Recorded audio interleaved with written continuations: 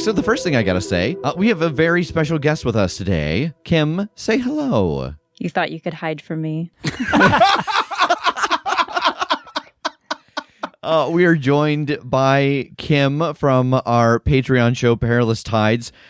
So we have got the entirety of the crew here for what will be in the month of November, the Critshow double feature. Each episode in the month of November, you are going to get, first, a game of Bubblegumshoe ran by Jake, and second, 2 bouts of the Monster Mash. Woo! Thank you. I'm so excited. That was the appropriate response. Where the hell were the rest of you? I'm trying to get Twizzler out of my teeth.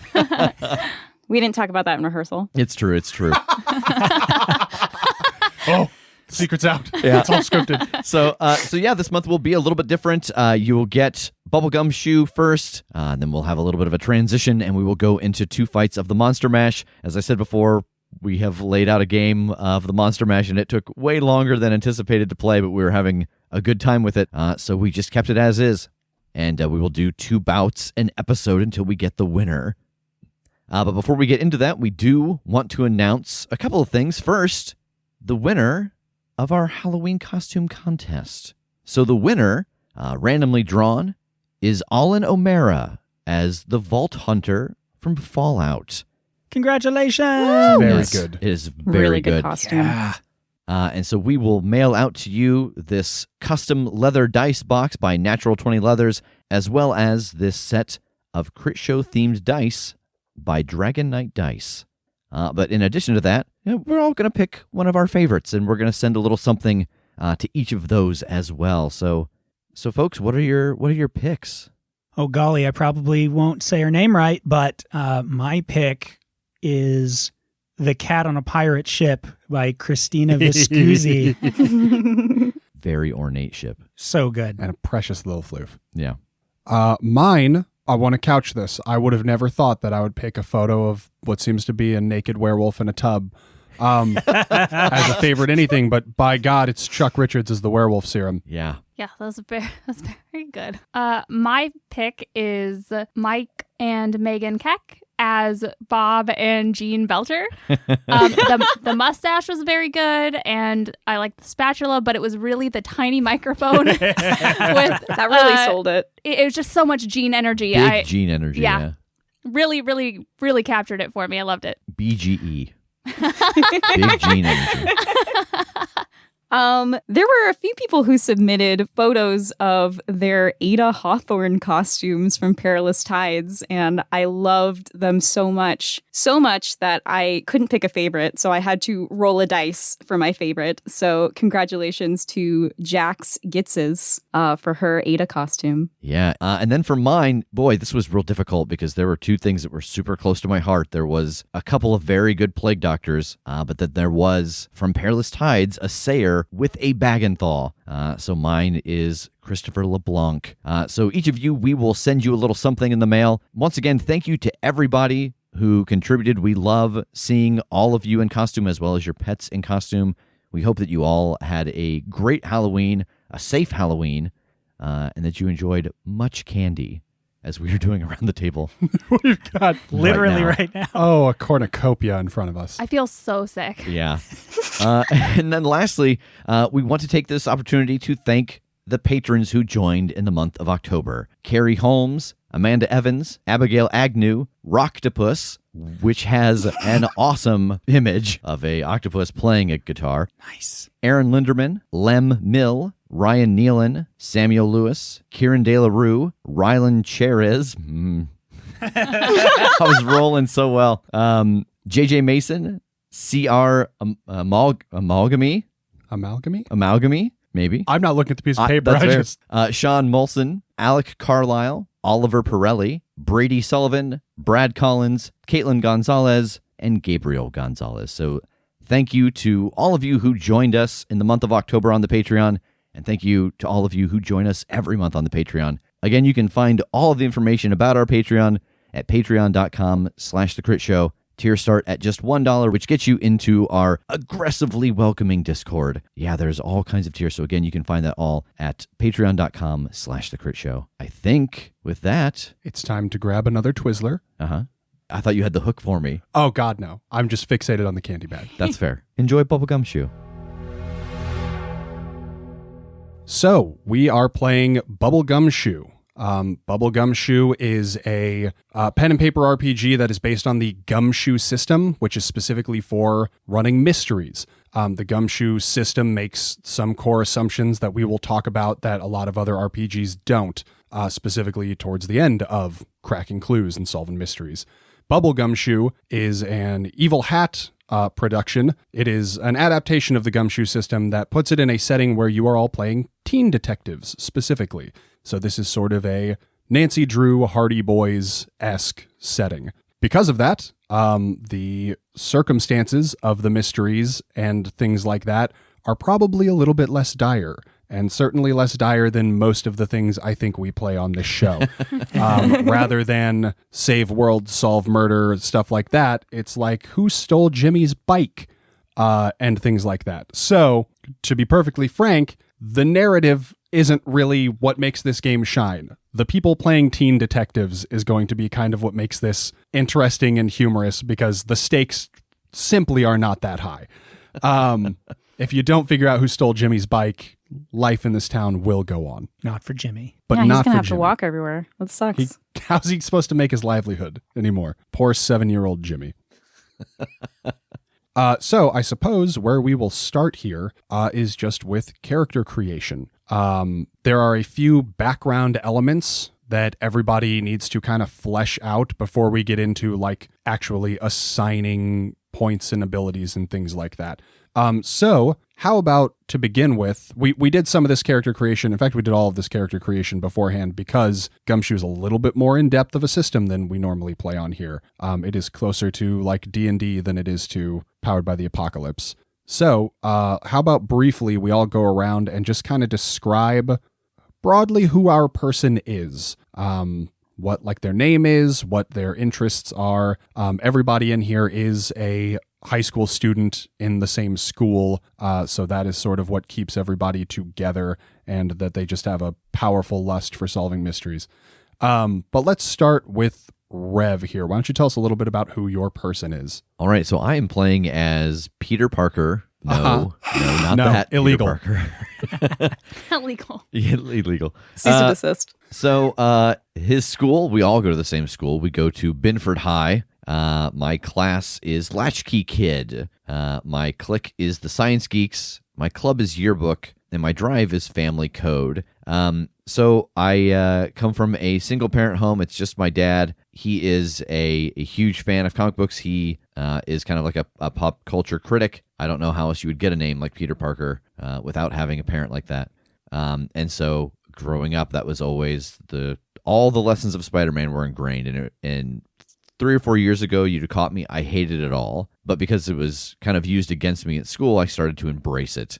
And so I am into all the things that comic book Peter Parker is into. I'm into science, I'm into photography, and I have this code ingrained in me, whether or not I always want to deal with it, that with great power comes great responsibility. So Rev referred to a few kind of key terms in this game and setting up the background. Class. Class refers to like your broad socioeconomic class. He chose his to be Latchkey Kid. He named it Latchkey Kid. That is sort of a thing that each player can name for themselves and decide who they are. But it has some repercussion on like how you interact with people of other classes, or how you can get into places that are like other classes. You know, it might be hard for a Latchkey Kid to get into the country club or something like that. That is a manifestation of how class works in this game. Yeah, and I think in the book, like this type of class was called Wrong Side of the Tracks or something, and that didn't quite feel right for what I was going with. Yeah, so. I think that's probably a slightly different class from what you've got in mind. Yeah. Yours is like somewhere between that and just like middle class. Yeah. Clique. Clique is just the group you fit in with or hang out with at school. That is things like the jocks, the nerds, the cheerleaders, whatever, stuff like that would be your clique. Club is literally a school club. It is whatever your extracurricular is. So that could be, things like 4-H or other clubs. Wow, I didn't do a lot in high school. It's just occurring to me. And I didn't do 4-H either. I have no idea what 4-H is. 4-H is like farmer club. Yeah. It's agriculture club. We sure didn't have that in the city. That makes sense. And then drive is like your overarching, why are you a teen detective? What is the thing that like you believe in and you stand for that makes you, unable to just let things slide and unable to let questions go unanswered? So Peter Parker is, I should have saved Peter Parker for last, probably. But let's move on. Let's go to Tass here. Let's talk about your person. If you say Bruce Wayne, Tass, I'm gonna... No, Clark Kent. I am playing Felix Tanner. I am a senior at Binford, and I am a rich kid as far as the class is concerned, so kind of upper class, just this spoiled dude. I am in the jock clique. I am in theater club, and his drive is risk taker. So yeah, he is an athletic guy, but he's not very competitive. He's much more social. So he leaned more into stuff like gymnastics and stuff that's a little showier and more, more about performance.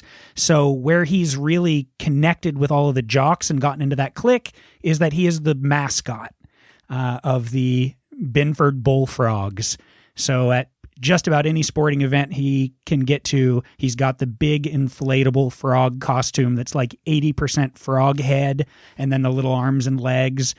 So it lets him do lots of the fun gymnastics stuff. And it's the type where he can, run over to one of the players when they're off the field and fake eat them and spit them back out and just do lots of the fun taunting stuff like that. He joined the theater club to, kind of learn how to be a little bit more presentational and project and all of that fun stuff as well.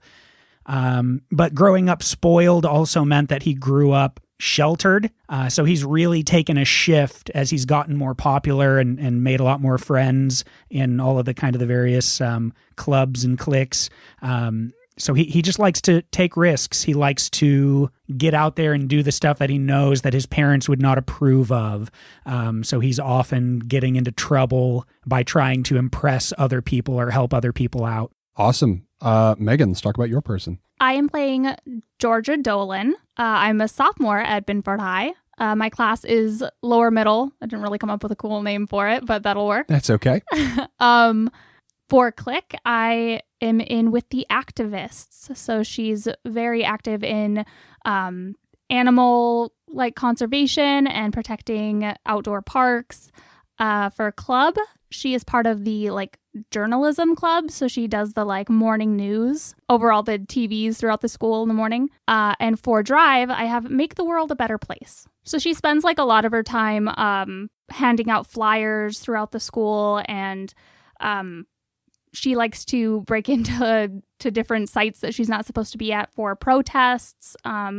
Nice. Can that be how Felix is friends with her in some way, like helping her sneak into places? Sure. Yes. Okay. Excellent. She's like, no. Aw. And Kim, tell us about your person. Sure. I am playing Madison King. She is middle class. Her clique is student government. Her club is orchestra, and her drive is sense of justice. Madison is class president. She is extremely driven, under a lot of pressure. She is the girl who is the first to raise her hand in class, and the teacher is desperately looking for anyone else to call on. She cares a lot about her school and cares a lot about trying to make it the best place it can be. Awesome. So yeah, we've covered a lot of ground as far as classes and cliques, and none of you are the same person by any means. I think in a normal scenario, it's entirely possible that none of you would hang out at all. But you all have something that makes you want to be teen detectives, and that is kind of what draws you all together. That is the explanation for why you are not even necessarily friends. It's not even presumed in this game that all of the sleuths are friends. You could fucking hate each other, but oh boy, you both need to crack those clues. So let's get into the rest of the character build here. The way that you build a Bubblegumshoe character is by taking a set number of points and assigning them to abilities. So this isn't a game where you choose your moves or your feats or you assign really like your stats or anything. It's kind of equivalent to just like games where you have a skill list that you put your points into. Bubblegumshoe has a few different types of abilities or types of pools that you will spend your points in. In the course of play, you then spin points out of those pools to get information, to add to a die roll, things like that to accomplish whatever your goals are. One of the things that Gumshoe as a system and Bubblegumshoe also presumes is that if you've got the ability, you get the clue. The whole game is about solving a mystery, and it would suck ass if you could fail a die roll and not get the clue and not solve the mystery, and that's the end of the game because that was your job. So there are investigative abilities, there are interpersonal abilities, there are just general abilities, there are relationships. All of these different things can be used to maneuver your way through the world and pursue clues towards the end of a mystery. So let's start with the investigative abilities. These are the core moves that you are going to use to find your clues. There are relatively few of them. They're fashion, notice, outdoors, photography, pop culture, research, scholarship, and town lore. Because you typically don't have to spend points in this, you don't have to roll, you don't have to spend anything to use these, you get fairly few points to allocate within them. Spending points in these abilities is kind of a rare circumstance. Usually, if there's a clue to be found, you just go, hey, we're outdoors, I have outdoors. What kind of clue do I find here? And I just tell you for nothing. They are more or less self-explanatory, but we might expand on some of them as we talk about who's got them and for what reasons. But let's go around the table, same order here, and talk about who's got what investigative abilities and to what level. Everybody starts with 6 points to allocate within these however they want. Rev, what do you got? So I have got a notice of 2, photography of 2, pop culture of 1, and scholarship of 1. So notice is just like perception. It's your ability to see or spot things. Scholarship is one that I think merits a little bit of explanation. Scholarship is just like school smarts. It is your trigonometry or your French or whatever. It is just things that you would learn within the school walls. Tass, what does Felix have? Fashion 3. Perfect. Outdoors 1. And pop culture 2. Georgia? I have a notice of 1, outdoors 2, scholarship 1, and town lore 2. And Madison? I have a notice of 2, research 2, scholarship 1, town lore 1. So research, as opposed to scholarship, is the ability to just like look things up, how to Google, how to go through records, stuff like that. Town lore, which a couple of you have, is knowing things about the town or knowing where to find out things about the town. Just because you have town lore doesn't mean you know every person's dirty little secret, but it probably means that you would have a good idea of who might know that or how you could track something like that down. Bubblegumshoe games are set in a relatively small town. The idea being that there's enough space to have like a mall or something, but it's small enough that everybody can kind of be in everybody else's business if need be. So let's move on to the interpersonal abilities. Interpersonal abilities cover just how you interact with others, how you are in social situations and stuff like this. These are important because whereas investigative abilities help you like notice a clue, interpersonal abilities help you get information out of people, which is an equally important part of solving a mystery. The interpersonal abilities are BS detector, flattery, flirting, gossip, grown-up face, impersonate, intimidation, negotiation, performance, reassurance, and taunt. So Peter, what do you have? I have BS detector of 1, flirting of 1, negotiation of 2, reassurance of 2, and taunt of 3. Those ones I feel like are all pretty self-explanatory. Felix?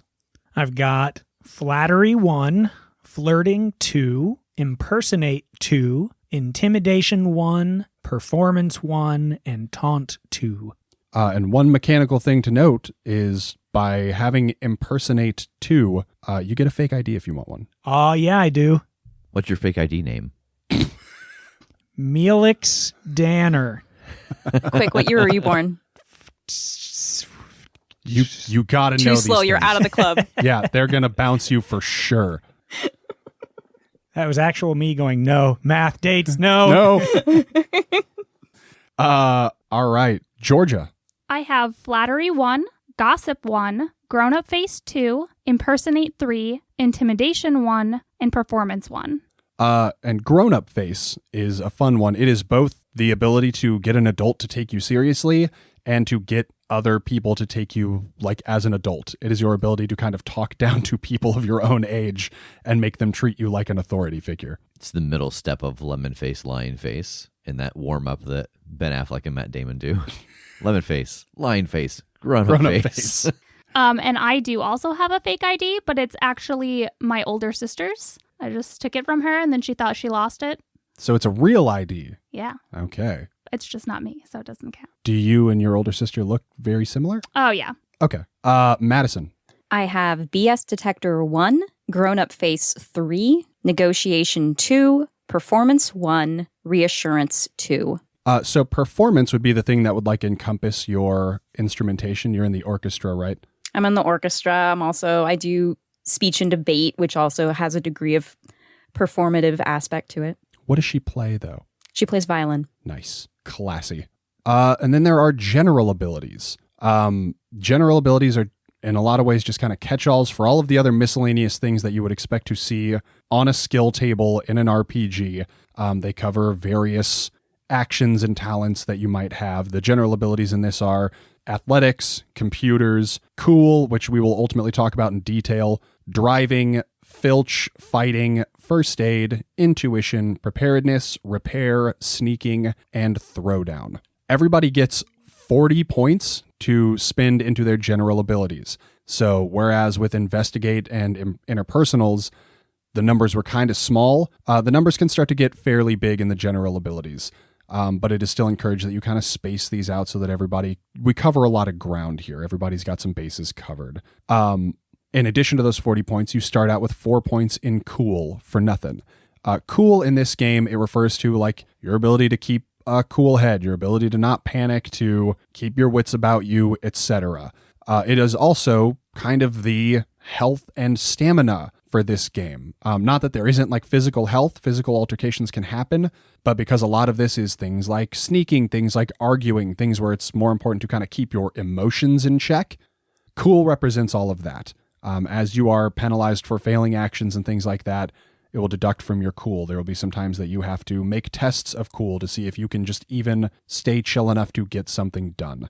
So cool is a very important statistic. Throwdown is an important statistic that represents social contests where you have arguments with people or you try to convince them to do things. Fighting won't probably come up that much. One of the things this game emphasizes is that violence has the consequences that violence has. If you punch a kid in the mouth in front of a teacher, you probably get expelled from school, and then it's going to be hard to continue solving mysteries with all your friends.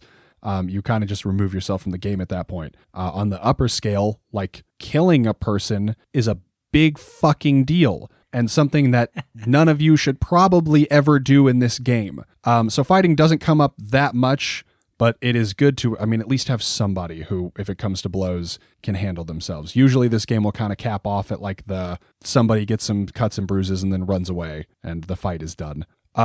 So around the table once more here, let's talk about general abilities, starting with Peter Parker. All right, so I have an athletics of 2, computers of 2, cool of 8, fighting of 2, intuition of 7, preparedness of 2, repair of 1, sneaking of 5, throwdown of 4, and then I also have a cap ability. Yes, so a cap ability is a special thing you can do in this game. If there is a skill you want to have that you want to be super good at, and it is somewhere more specific than anything else on this list, you can take a cap ability. You have to spend a bunch of your points to even get it.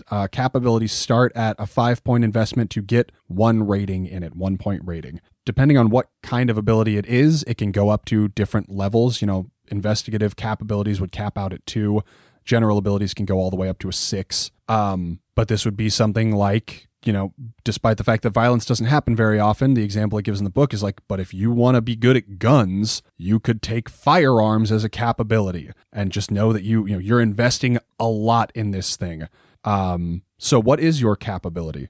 So my cap ability is gadgets. Just okay. Building little bits and bobs and odds and ends that can do different tasks. He's a tinkerer. Yeah, and I have gadgets of 6. I dumped 11 points into that to get to 6. Yeah, so that takes a lot out of the rest of your general abilities, and that is now maxed out. So that will be as high as gadgets gets. Yeah. And to expand on a few of those abilities, because these ones start to get into like kind of specific, more specific than what the term represents. So computers is the ability to just interact with computers, but it's also the ability to like hack into the DMV or crack somebody's password or things like that. Like it is the hacker stuff. And it more or less assumes that you'll be able to do the thing, but the skill tells you whether you'll get away with it. Preparedness is the ability to just decide in the moment, like, oh, I remembered to bring that thing. I've got my mace on me, or I brought my dog. My dog bites. He's a well-trained attack dog. Preparedness is a roll you can make to go, yes, as a matter of fact, you do have that. Or no, unfortunately, you do not. Repair is as it sounds. It is the ability to like repair items or to disable items. That includes locks. Repair would be what you roll if you want to pick a lock to break into somewhere, or if you want to set a booby trap like Kevin McAllister. Nice. Felix, what do you have for general abilities? I've got athletics 9, cool 7, driving 1, filch 6, fighting 5, intuition 2, preparedness 1, repair 2, sneaking 5, and throwdown 6. Driving's another one that's interesting because, like, you can all drive a car, presumably, if you are of age to have a license. You can drive to school and stuff. Driving as a skill is about whether or not you could tail someone or outdrive someone who is chasing you, things like that. Georgia. I have cool of 9, first aid 3, intuition 3, preparedness 11, repair 7, sneaking 8, and throwdown of 3. And first aid does apply to actual physical damage, as rarely as that should come to pass. There is a physical harm system. There are kind of 4 tiers of being physically hurt. First aid is how you bring somebody back up that track towards wellness. Madison. I have athletics 1, cool 9, driving 4, first aid 5, intuition 5, preparedness 9, sneaking 3, throwdown 8. Nice. And then finally, we will talk about relationships. So relationships are another pool, like the abilities are, but they are not set for you to begin with. With relationships, you, as the players and the characters, decide who exists in this world and who is relevant to you and in what way, and you allocate them some points. And like all of the abilities, those can be spent later for help from those relationships, or to have them do something for you, or to teach you a thing, things like that. But this is a major opportunity to fill in the world here. With Bubblegumshoe, it is not the responsibility or duty or even what I'm supposed to do as the game master to create all of the people and all of the places and all of the situations. I am supposed to leave openings. I'm supposed to ask you as the players every now and then, if you say, is there this place? To say, I don't know, is there? Or, yeah, there is. Where is it? Or, yeah, it's here. Who works there? Things like that. And the relationships are kind of the first place that we get to start doing that. So I have, some people in mind, some places in mind that already exist. But as we talk about relationships, I might ask you if they could fill a role, if they could be adapted into like a role that I've already got in the mystery, or I might go, oh, that's perfect. I know where that person fits in. I might make some modifications here to the story as we go through them. So because this one's a little bit more freeform and creative, I'll just kind of ask who wants to go first. But basically you give me a name and kind of who that person is, whether they love, like, or hate you, and how many points you put into that relationship. And then over time, we will kind of determine what that relationship can get you. Who's got thoughts? I have Mom on my list with a score of 4 in love. I have Coach Fred with 2 in like. Who is Coach Fred? So Coach Fred is the football coach. And I think he coaches several things, but like football is one of the bigger sports that they focus on at Binford. Okay. So yeah, we just get along because I'm always there for everything. Like I love to be at all of these events and get everybody just jacked up on energy. And he always wants me to try out and be on the teams, but I'm just not that competitive. So we kind of have a very chill kind of fake rivalry where he's always real shitty with me because I'm not trying out for the team, but we have fun anyway. But we have fun. Yeah. Do you guys have a special move where they pass it to the mascot? Yes. And you're technically on the roster. They throw it in the frog's mouth and I just take off. There's nothing in the rules that says a bullfrog can't play. And then I've got Jason with a like of 2. He is he's the QB. He is like the star player. Okay. And I have Annie with a 3 in love because she's my girlfriend. She's like the star basketball player on the girls' team and she's just very well liked by everybody. She's fun. And then lastly, I have Victoria with a like score of 2. And her I got close with in theater club. I think at first she didn't like me very much at all because I just sort of came in thinking it was a throwaway to have fun, but then really kind of got into it and started enjoying it. And so we became friends. And I have actually 3 points left, kind of extra floating. And those are because I took Secret Hate 3. Is that the newest game by Bungie? It is. I preferred Secret Hate 2. Personally. Yeah, 2 was really the best. So likes and loves, all of these refer to how that person feels about you. It's commonly goes both ways, but it doesn't have to. You could love someone that likes you and so on. Likes and loves get you some benefits. They might get you like some points back for certain things. They might get you some bonuses on certain things. But hates are for me. So what hates do get you are a few extra points. Fuel you, Anakin. Yeah. What hates do get you are a few extra points right out of the gate to put into relationships. But you can take a hate and it'll give you 3 extra points to put into your relationships however you want. And then I have a person that hates you that I can use against you, that I can put in your way and use to obstruct your investigation. You took a secret hate, which is like a fun mega game master tool, because now somebody exists in the game who fucking hates you so much. They hate you 3. They hate you 3 much. And can anybody think of someone they hate 3 that they know in life? Not like someone that's outside of their actual sphere. I mean, I can think of some people outside of my sphere that I hate like 7. I can't muster one right now. I wish I could have just spit out a name of somebody that listens to this like it was natural. So somebody exists who hates you very much and you don't know that at all. Whether you just don't interact with them enough to know that, or whether they're good at hiding it from you or whatever. It might not be someone that we encounter in play anytime soon even, but at some point there will just be someone you encounter that I'll just be like, oh God, they hate you so fucking much. And then you mark it down and it works like a regular relationship. You can add points to it. You can spend against it and things like that. There are some things about like if you win contests against a hate, you get some extra stuff. So you have kind of given me the tools and given yourself none of it because you can't know if you won a contest against a hate if you don't know who hates you. Who's next? I'll go. I have a like 3 with Jessie, who is my best friend and is head of the like activists clique. And I think he's the one that I learned a lot of my, here's how you cut through a chain link fence and strap yourself to a tree. And, I like that you've codified the structure of the clique. Like he's the president of our clique. Yeah. He is the president of our group of friends. I think he's the oldest. He's been doing it the longest, and he's like passing on the knowledge of how to like stick it to the man to like all of us younger.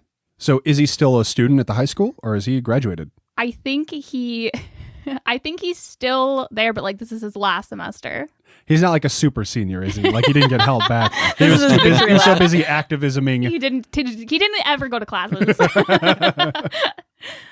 My next one is Miss Gardner, who I have a like 2 with, and she is the journalism teacher. So she's the one that I go to for help with all of the preparation for the morning news show, and she's always there to like support me and help me in that structure of getting information out there. And my last one I have with my older sister Molly, who I have a love 6 with. And she owns like a really well-known repair shop in town. And so she's very well-known, very well beloved by the community. She goes to people's houses for like house calls on like fixing stuff. And I think that's where I get my, my fake ID. And I'm really good at impersonating her voice. She's older than me, but we look very similar, and I do a really good impersonation of her. So I'm able to kind of get the things that I want by pretending to be her, and people are so enamored by her that I can often get my way. Awesome. And then I have 2 points left that I'm going to hold on to and spend later in the mystery if that comes up. Perfect. Yeah. So when you establish your relationships at character creation, you've got to put at least 5 points out there, but the rest of what you got left, you can hold on to, and you can just kind of spend and play when you encounter someone to go, I would like to have a relationship with this person, and then establish that relationship just like you did all of the others. I also think this is interesting because impersonate, in like the description of the ability, it specifies like this isn't the ability to like convince someone that knows a person that you're that person or anything. It might be the ability to like bluff on a phone call and make someone think you're somebody else or whatever. But I feel like this is kind of maybe a rare circumstance where you can do exactly that. This might be one of the rare times that you can use impersonate to convince someone that you are someone else if you look similar enough. Who wants to go next? I will. So I have 5 points of love with my mom. The school principal is like 2. Holly, who is my vice president, is like 3. And then I have Tim, who is hate 3. He's on the school paper, and I beat him in the last election. Okay. So Holly is like your literal like student government vice president. Like you're the president. Yes. Okay. She's the VP. So did Tim leave student government for the newspaper because you beat him? I think he was always on newspaper, but yeah, he's no longer in student government. Does he abuse his position in the newspaper to upset your political career? There's definitely been a few catty op-eds during my term as president. Okay. Georgia is very active at trying to squash that as well. She doesn't like Tim either. And Peter. So I have Mr. Riley, like 2. Mr. Riley is the photography teacher. Okay. I have Dad at love 3, and he is a pop culture critic, and he is, I'm a single parent child. He is voiced by John Lovitz. He is. And he is obviously the one who saddled me with this name. And then I have Franklin. Franklin is a like 2. He is the manager at Fry's Electronics. Okay. And then I have Nathan, who I have hate 1. And Nathan is the best term I can come up for him. He's the gatekeeper. Like, he is like me in the sense of liking nerdy stuff, but he thinks that too many people like it and that makes it lesser. And so he tries to keep people out of it. And so that is a returned hate. Okay. So I want to hash a couple things out with a couple of you. Ultimately all of these people you have a relationship with kind of have some tags, the nature of your relationship, the abilities that like they can help you with, things like that. But those are kind of just established by the fiction of who they are. But for the hates, I feel like it's important to have some more information because they might be butting into your life, whereas the rest of your relationships might wait for you to call on them. The hates are here to get in your way and fuck your day up. So I'd like to know a little bit more about them. So let's start with Tim here. So what I know about Tim is that he quit student government, so he's a sore loser, and he abuses his position on the newspaper. What do you think, like, status-wise, what is Tim? Is Tim like a spoiled kid? Is Tim like an angry dude in general? I think Tim is one of the rich, spoiled kids. Okay. I think he was expecting to win in a landslide, and I simply worked harder. So does Tim get by on just being a likable person, typically? I think so, yeah. Does he just think that incorrectly about himself, and that's why he expected to win and lost? Oh, man. Probably the latter, actually. Okay. How about Nathan? Tell me some stuff about Nathan here. Explain to me, like, again, class-wise, is he a rich kid? Is he a poorer kid? What's his deal? He is upper middle class so that he can afford all of the various things that he is snooty about? Yeah. Okay. And I don't know how else to ask this. Is Nathan like a you're not wrong, you're just an asshole kind of person? Or is he an asshole and also wrong in all of his opinions on like comics and what's good and what's interesting and stuff? It's a little of both. Like, he can't admit that anything mainstream could be good, but he also doesn't want anybody to enjoy things that are mainstream. Okay. So that will actually do it for our Bubblegumshoe character creation. Are there any kind of like questions, comments, concerns post character creation but pre-mystery here that anybody wants to knock out? I'm suddenly more concerned about this Secret Hate 3. Okay. Can you give me some more details on? Yeah, it's secret Oh, and they hate you. oh okay. Let's find out more in the mystery itself. So it is lunchtime. Yes. Yeah, I know. So cut the recording. Let's all get out of here and get some food, and we'll be back. No, it is lunchtime on a Tuesday at Binford High. Where's everybody coming from? What class do y'all have just before lunch period here? I have shop class. Excellent. I'm coming from calculus. I'm coming from a senior class specifically. It's a gym elective, so it's like a bunch of fun, sporty type stuff that's just like dodgeball and you know, that kind of thing. Now, is Felix a super senior? Because that feels like major super senior energy. Was Felix held back? No. Okay. I'm coming from AP Literature. Okay. God, it didn't occur to me until we started talking about this, how like visceral all of my reactions to high school things are going to be. Like my stomach turns when it's like AP Literature. I'm like, that's due today. No. It's been a long time. Oh God, I remember that teacher. No, this isn't real. This is all fiction. Yeah, calculus was my pre-lunch class. So being from kind of various cliques and clubs and things, do you all sit together at lunch? Are you all tight enough that you lunch together, or are you all kind of drawn together by circumstance when it comes to mysteries? I think it's circumstance for Felix. Like, I think he genuinely likes everybody, and so tries to make his rounds and connect with people and chat with people and see what's going on. So if we've ever done anything like this before, it's because like somebody brought something up and he's like, hell yeah, I'm in, let's do this. I also think he's come into the cafeteria today straight out from the gym in Bungle the Bullfrog, the mascot costume. Bullfrog! Are we wed to that name? What a horrible... Are you married to that? Or Oh, yeah. I assume the football team doesn't do well. yeah. And he's having people like throw random food items into the mouth. That's one, that he has to wear the costume in the class is a whole thing, and two, that you've named him Bungle. Like, your team has to get teased mercilessly by the other team every match. It's just the mascot that's named that, not the overall. It's gotta be every player on the team just by proximity, though. And I like that you wore this in the class. So this like senior advanced class was like Bungle 311. Yeah. Where Yeah. just, they It's teach you literally how just to do. his class. Yeah. There's nobody else enrolled in it. It's just him. And it's the old Bungle who teaches it. Nobody ever moves on from Binford.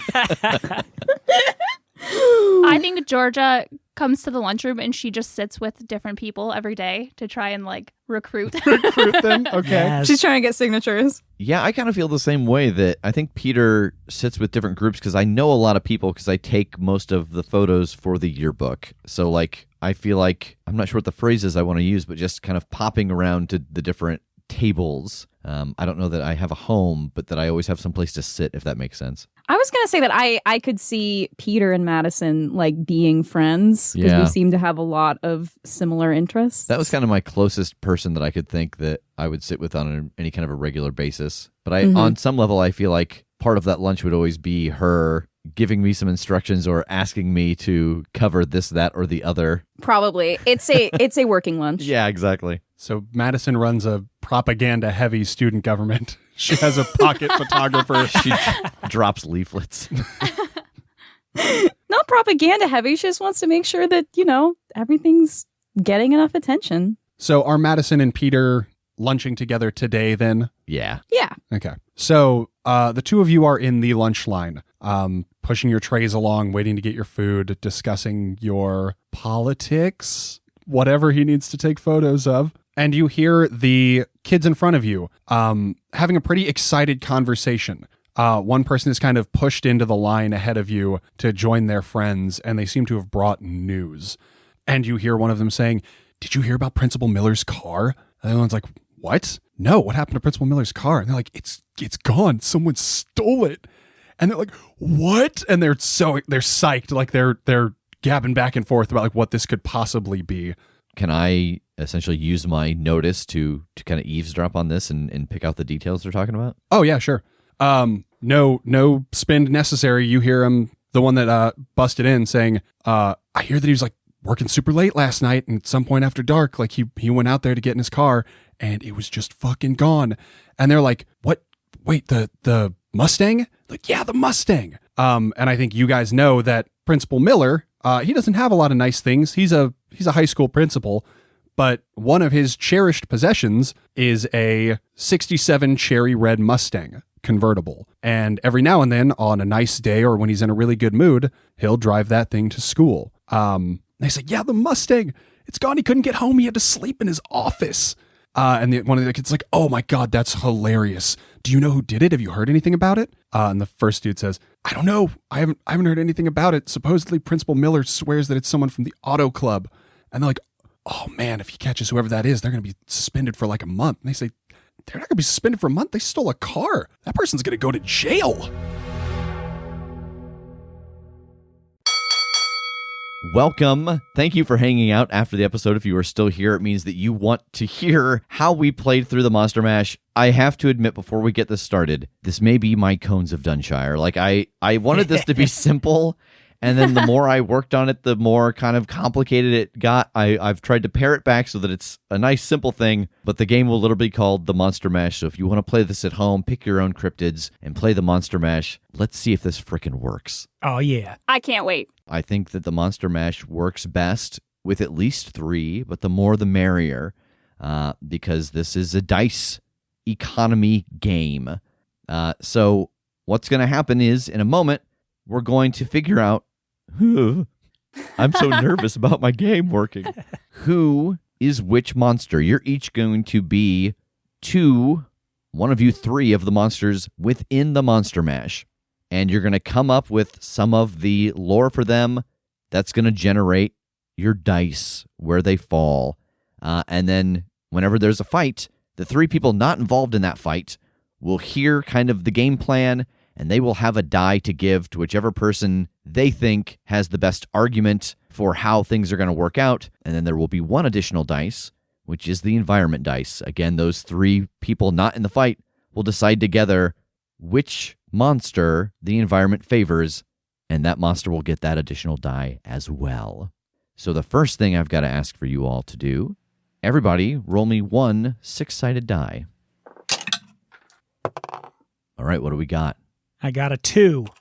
I got a 1. I got a 4. I got a 2. Okay, so this is just kind of arbitrary. I'm assigning them a side of the bracket. So our first match in the Monster Mash is going to be Spark versus Grimjoy, with Jake as Spark, Tass as Grimjoy, and our second fight will be Iron Wolf versus Tech, Kim as Iron Wolf, Megan as Tech. So what you're going to do now, you've all got your character. You've heard a brief description of them. Just for the listeners again, we'll do a rundown. Spark is the suit of armor that is operated by a cluster of electric gremlins. Grimjoy is the Naga with the bone assassin blades that come out of their wrist. Iron Wolf is the biker werewolf, and Tech is the collection of ants that act as one. So you all have to stat these characters out 4 points. And it's going to be simple, adding those points into either the attack column or the defense column. But what I'm going to ask you to do is come up with a justification for that. So I'm going to jump way down the road, and I'm going to go with Roaster, who is the champion from last year.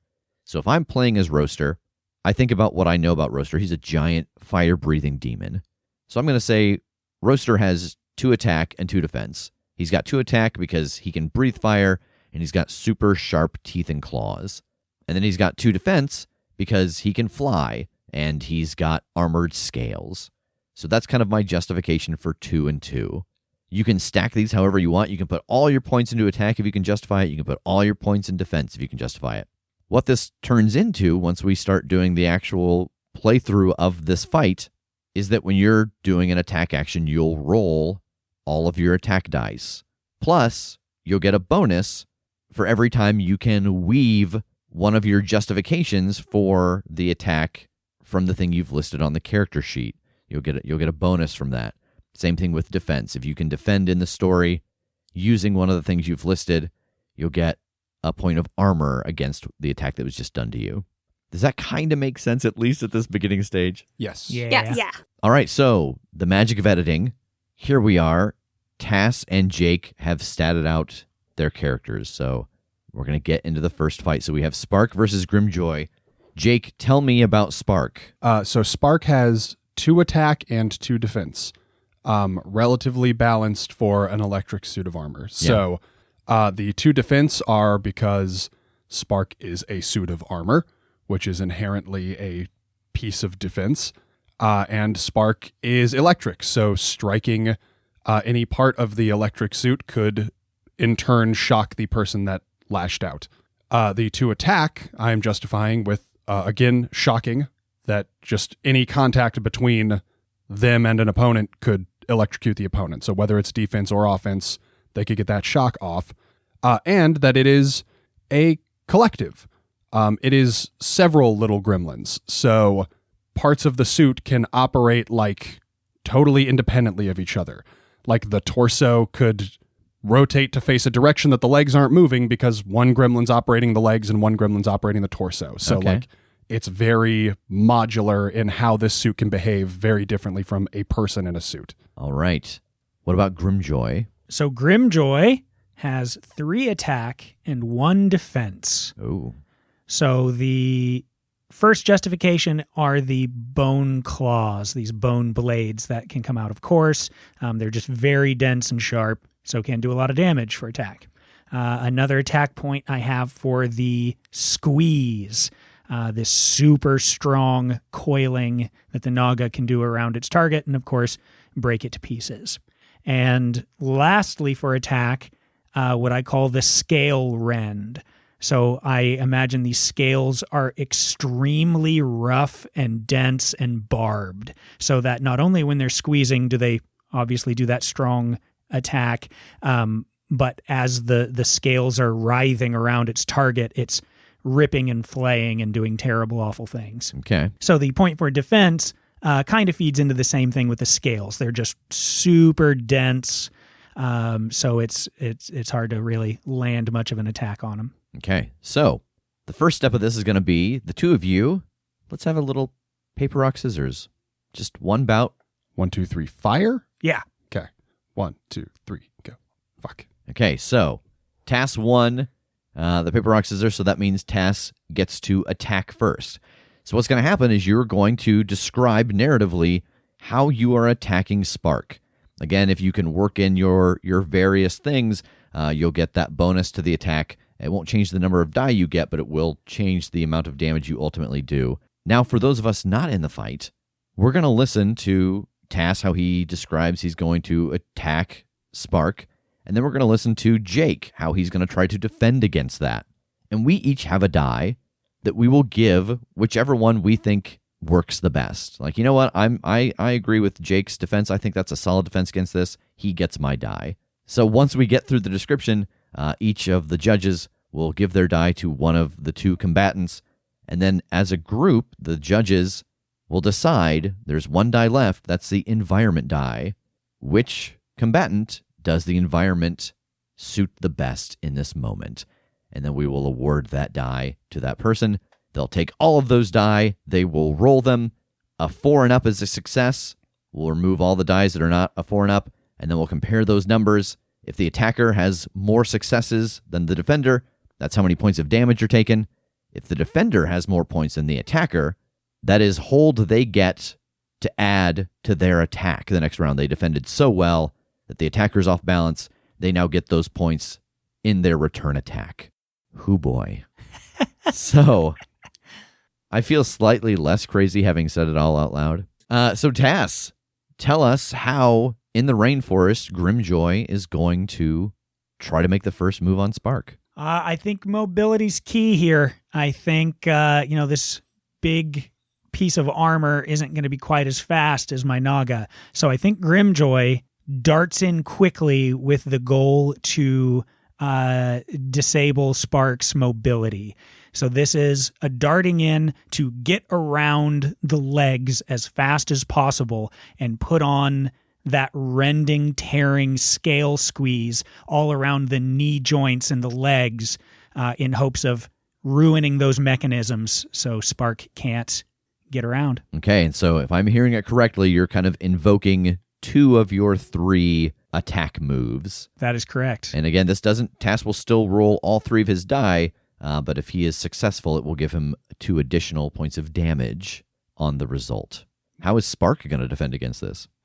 Spark is going to basically sprawl, like get one leg way out behind him and one leg like down on a knee so that they are far apart, hard to wrap up together and off balance, and kind of supercharge the lower half of the body. Like the electricity that courses through the armor, focus it into the bottom half so that when the Naga makes this grab, it eats a lot of electricity. All right, judges, who are you giving your die to? I'm voting for Grimjoy. Oh, and I will throw out there that each monster has 7 hit points. I think I'm going to go with Grimjoy. I agree. It might be my obvious bias towards snakes, but I really want to see this Naga just hug this suit of armor to death. I think I'm going to go with Spark, mainly because of the electricity in this wet environment and the fact that Grimjoy has to drag its body along this wet environment, so it's going to conduct a lot of electricity. So, Tass, your attack is 3 die, so you get an additional 2, so you've got 5. Jake, your defense is 2, you get an additional 1, so you've got 3. Where do we think the environment die goes? Who does the rainforest benefit in this moment? See, that's what I'm trying to figure out is, does the rainy environment, is that more beneficial to Spark in the sense of being able to electrify the water against opponents, or is it damaging to something that is more electric based? Well, it's the gremlins.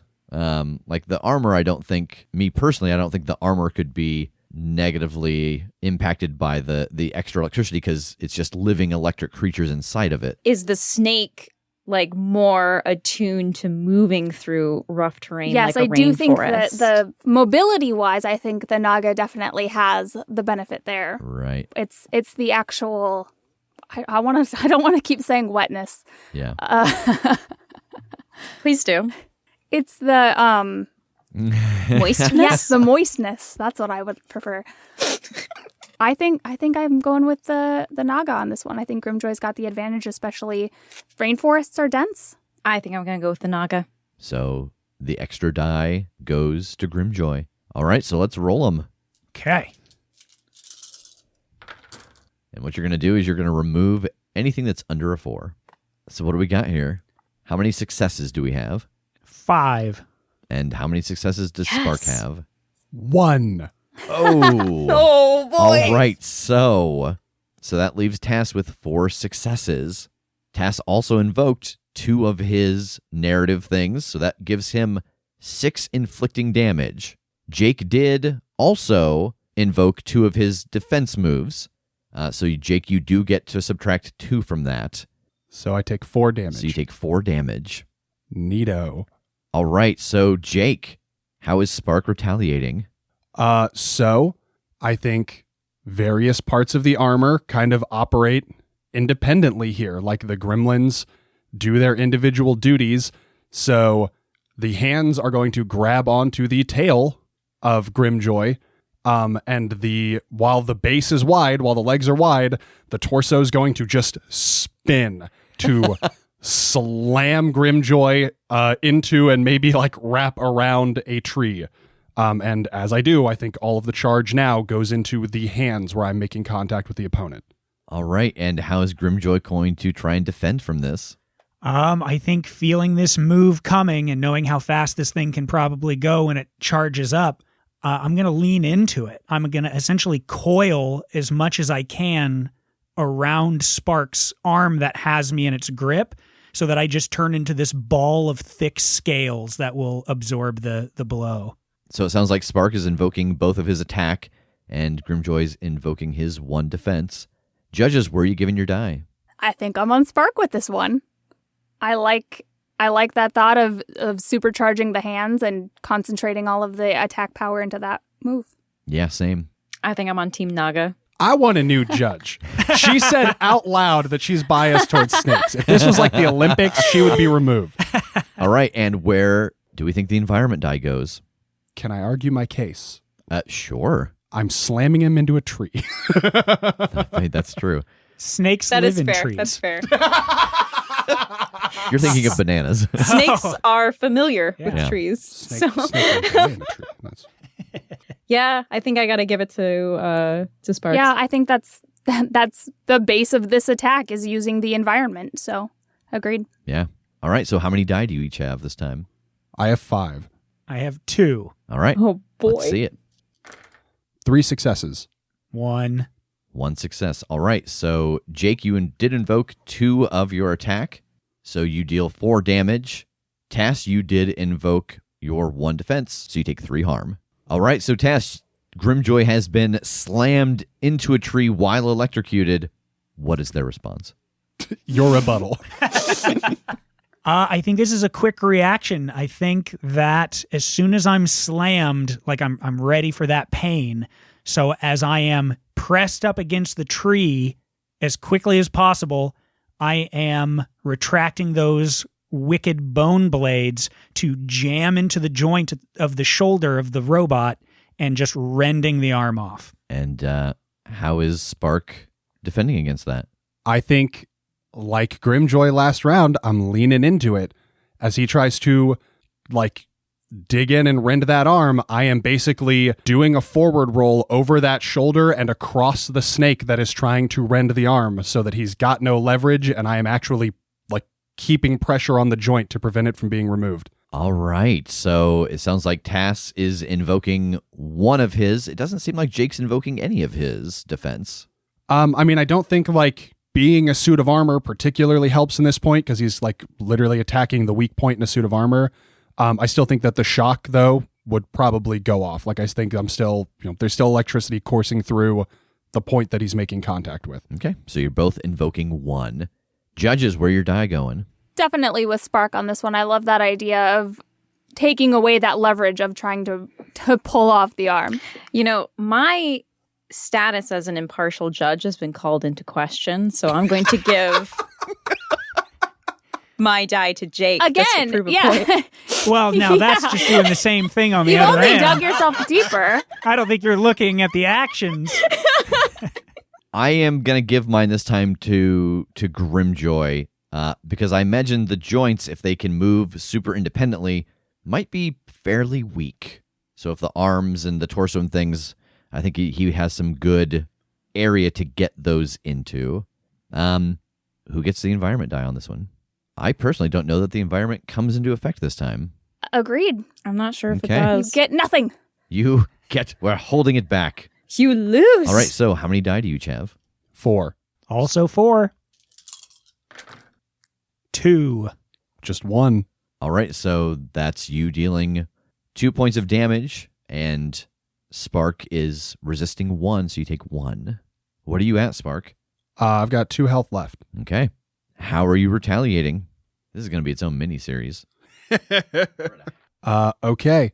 I am supercharging that shoulder again, where he's got the claw or claws dug in, to try and loosen him up for a moment while I just barrel into the next closest hard surface I can find with that shoulder to try and snap those claws off inside of the joint. Oh, all right. How are you defending against that, Grimjoy? As Spark gets momentum doing this, I am just fully coiling entirely around the arm, and I'm just tightening up with all of my strength so that the arm can only be at one angle, so that when he hits, the whole arm just comes clean off. So it sounds like, again, Jake is invoking both of his. Tass, I'm not sure you're invoking yours because you're kind of taking the hit so that the arm comes off if you get hit. Yeah, that's the only closest justification is that I'm relying on the thickness of my scales to take a broader hit than what he was intending. But that's loose. Yeah. I admit it. Okay, judges, where are your die going? I personally this time am going with Spark.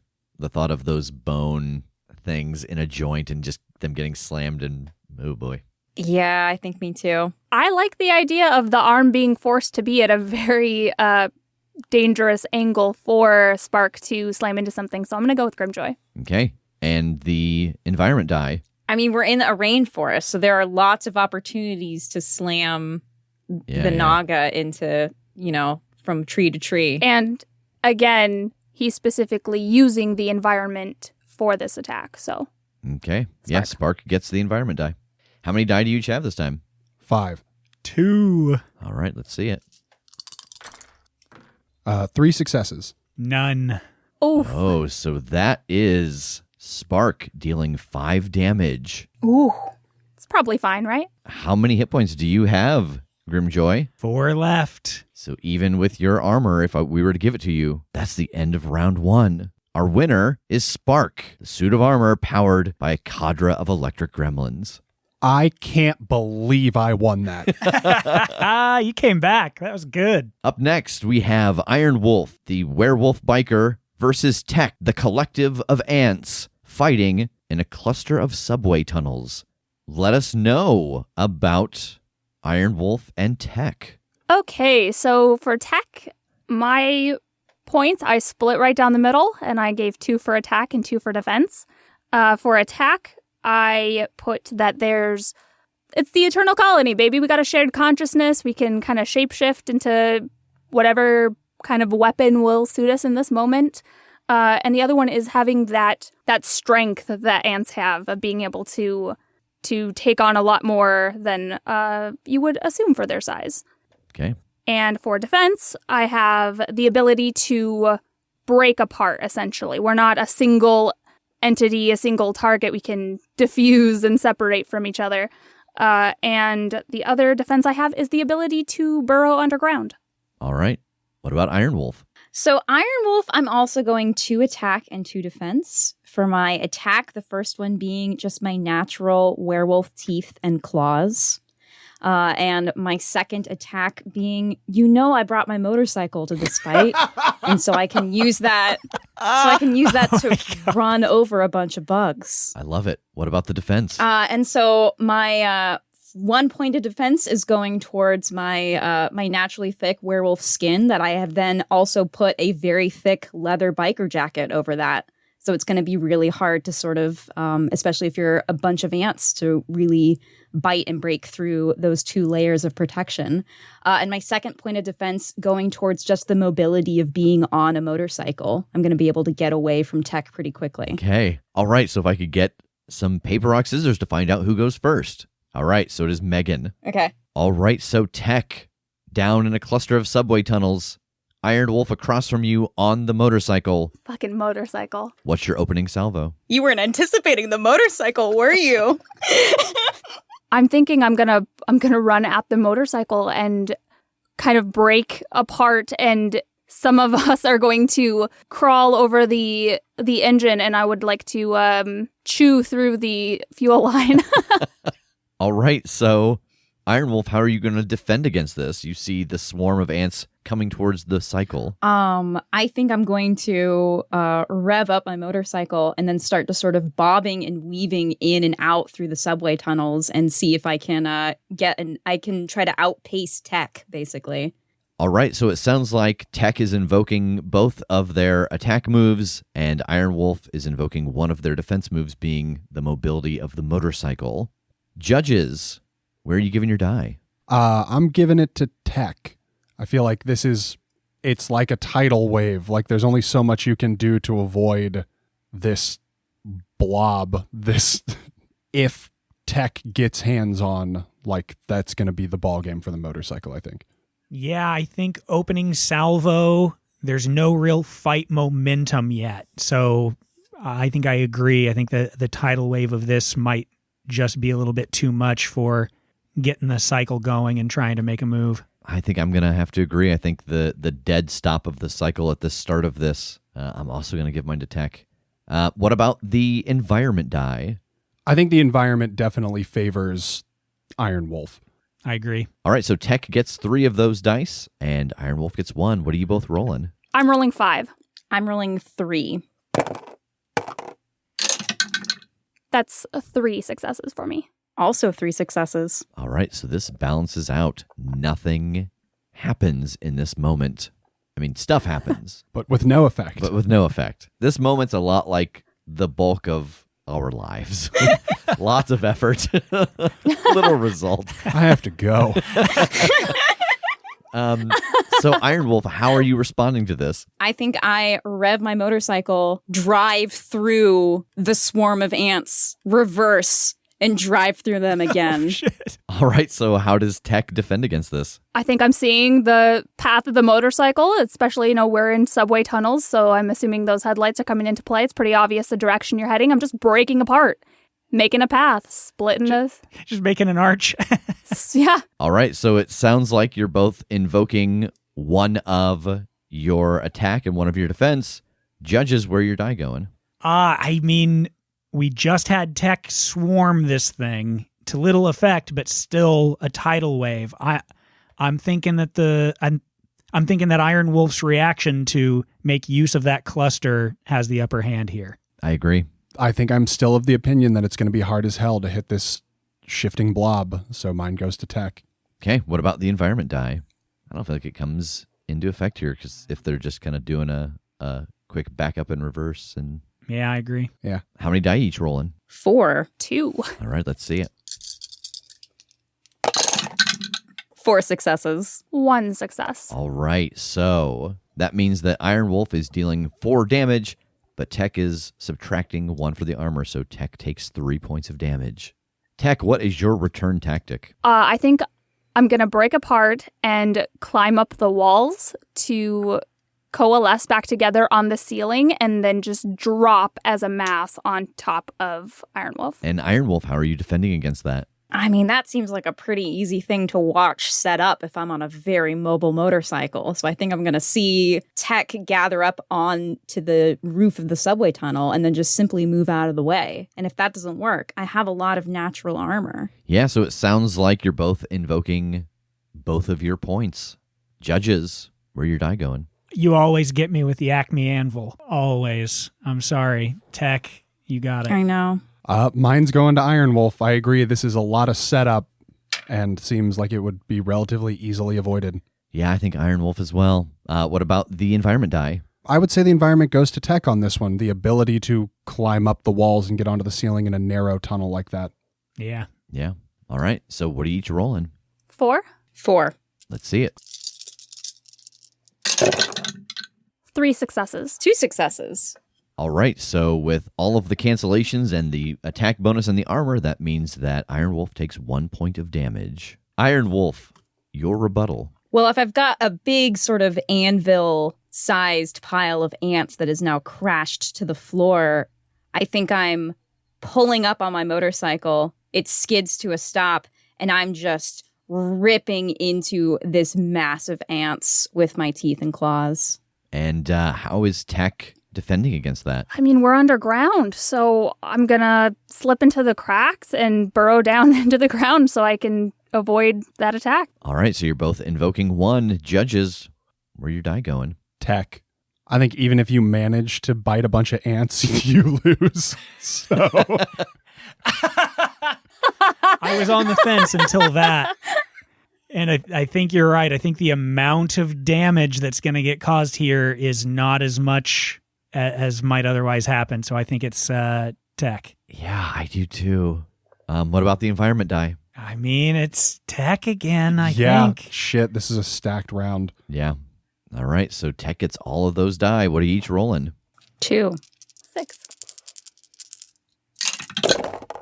2 successes. 1 success. Damn! I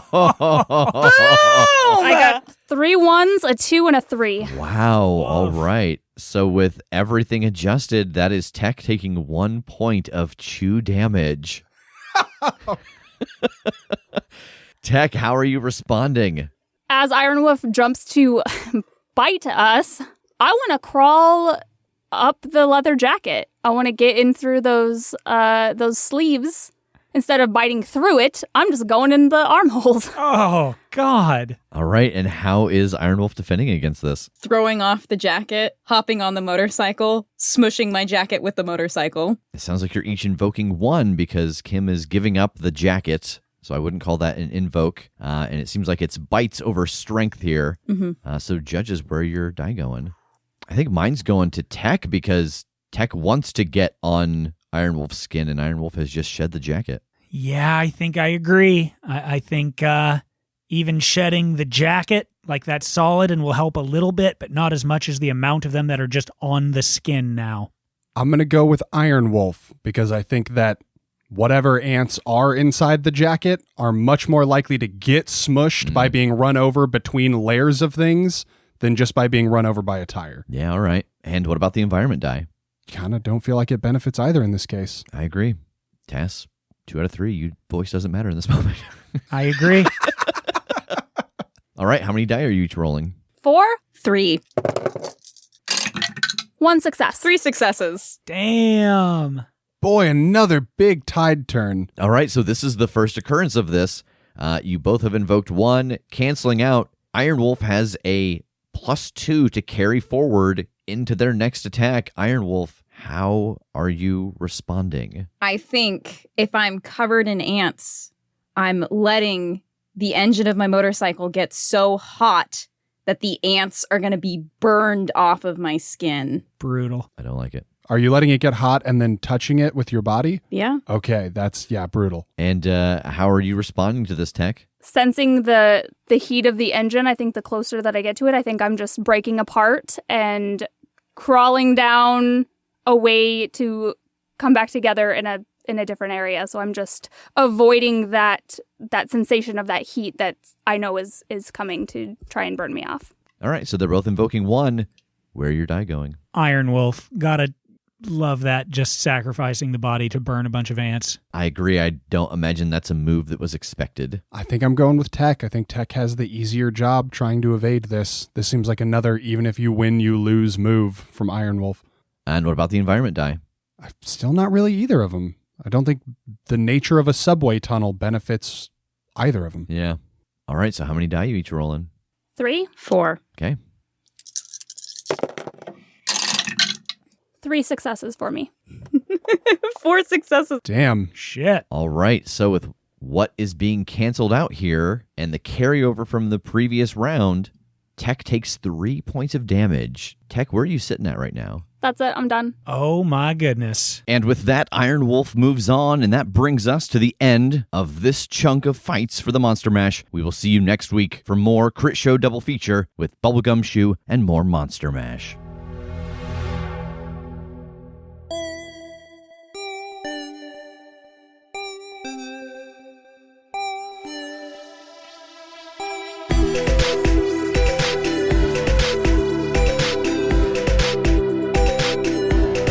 The Critshow is a Critshow Studios production, edited and produced by Brandon Wentz with music by Jake Purley. You can find more information about us at thecritshowpodcast.com. To keep up to date with upcoming live shows, contests, and other special events, follow us at The Crit Show on Facebook, Instagram, and Twitter. For even more weekly content, join us at patreon.com/thecritShow.